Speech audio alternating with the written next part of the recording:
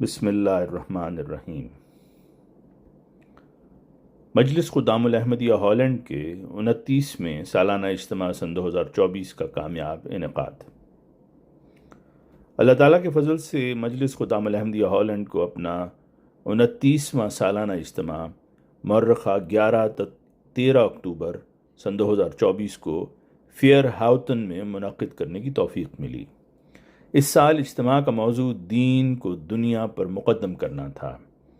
مکرم وسیم احمد فضل صاحب مربی سلسلہ استاد جامعہ احمدیہ یو کے نے بطور مرکزی نمائندہ شرکت کی۔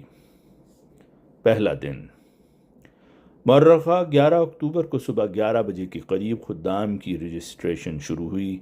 دوپہر کے کھانے کے بعد خدام نے حضور انور ایدہ اللہ تعالیٰ بنصر العزیز کا خطبہ جمعہ سنا اور نماز جمعہ و عصر ادا کیں۔ بعد ازاں تقریب پرچم کشائی منعقد ہوئی، جس میں مرکزی نمائندہ نے لوائے مجلس خدام الاحمدیہ اور مکرم سعید احمد جٹ صاحب صدر مجلس خدام الاحمدیہ ہالینڈ نے قومی جھنڈا لہرایا اور دعا ہوئی۔ پہلا اجلاس۔ پہلے اجلاس کا آغاز تلاوت قرآن کریم، عہد اور نظم سے ہوا۔ بعد ازاں مکرم ہبت النور ورہاگن صاحب امیر جماعت احمدیہ ہالینڈ نے اپنی تقریر میں تبلیغ، عبادات کا معیار بڑھانے اور جمعہ کی ادائیگی کی طرف توجہ دلائی۔ بعدہ مرکزی نمائندہ نے خلافت کی اہمیت کے حوالے سے اپنی گزارشات پیش کیں اور دعا کروائی۔ اس کے بعد علمی و ورزشی مقابلہ جات منعقد ہوئے۔ علمی مقابلہ جات میں تلاوت قرآن کریم اور نظم کے مقابلے شامل تھے۔ ورزشی مقابلہ جات میں دوڑ 100 میٹر، 3 ٹانگ دوڑ، فٹسٹ خادم، رسہ کشی اور ریلے ریس کے مقابلے شامل تھے۔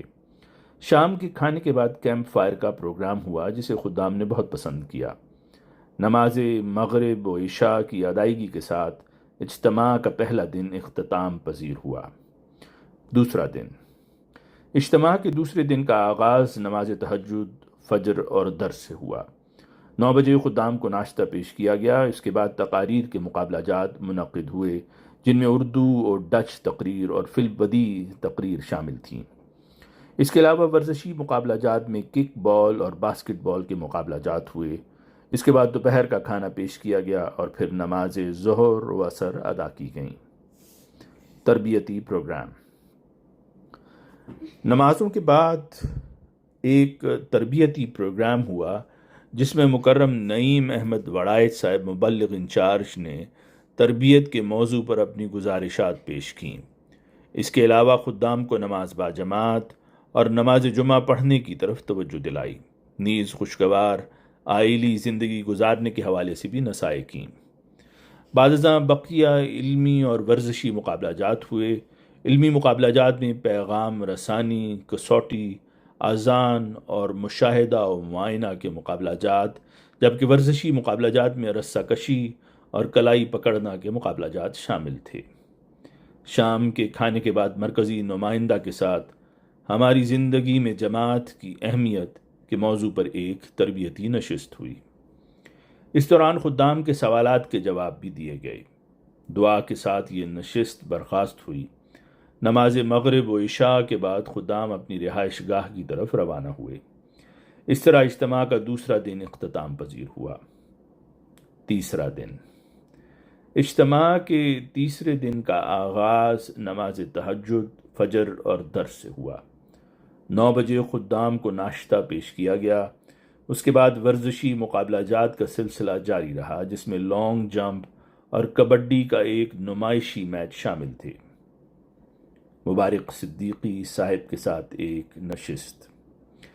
اس کے بعد مکرم مبارک صدیقی صاحب کے ساتھ ایک نشست بعنوان خلافت کی برکات ہوئی، جس میں موصوف نے خلافت کی اہمیت کے حوالے سے شاملین کو چند نصائح کیں اور اسی مناسبت سے اپنا کلام بھی پیش کیا۔ اس نشست میں خدام، اطفال اور انصار کی بڑی تعداد شامل ہوئی۔ ڈچ خدام کے ساتھ ایک نشست۔ مکرم امیر صاحب ہالینڈ اور مکرم سفیر صدیقی صاحب مربی سلسلہ کے ساتھ ڈچ خدام کی ایک نشست ہوئی، جس میں خدام کو مختلف موضوعات پر اپنے سوالات پیش کرنے کا موقع ملا۔ سٹالز۔ اجتماع کے دوران مختلف سٹالز لگائے گئے، جن میں ہیومینٹی فرسٹ، جماعتی کتب کا سٹال اور انفارمیشن کا سٹال شامل تھے۔ علاوہ ازیں امسال اجتماع میں MKA لاؤنج بھی شامل کیا گیا تھا۔ اختتامی اجلاس۔ نماز ظہر و عصر کے بعد اختتامی اجلاس منعقد ہوا۔ تلاوت قرآن کریم، عہد اور نظم کے بعد مکرم مبشر احمد صاحب ناظم اعلیٰ نے اجتماع کی رپورٹ پیش کی۔ بعد ازاں علمی اور ورزشی مقابلہ جات میں پہلی پوزیشن حاصل کرنے والے خدام میں مرکزی نمائندہ نے انعامات تقسیم کیے۔ اس سال علم انعامی کا بھی انعام رکھا گیا تھا، جس کی حقدار مجلس ڈین ہاگ ساؤتھ رہی۔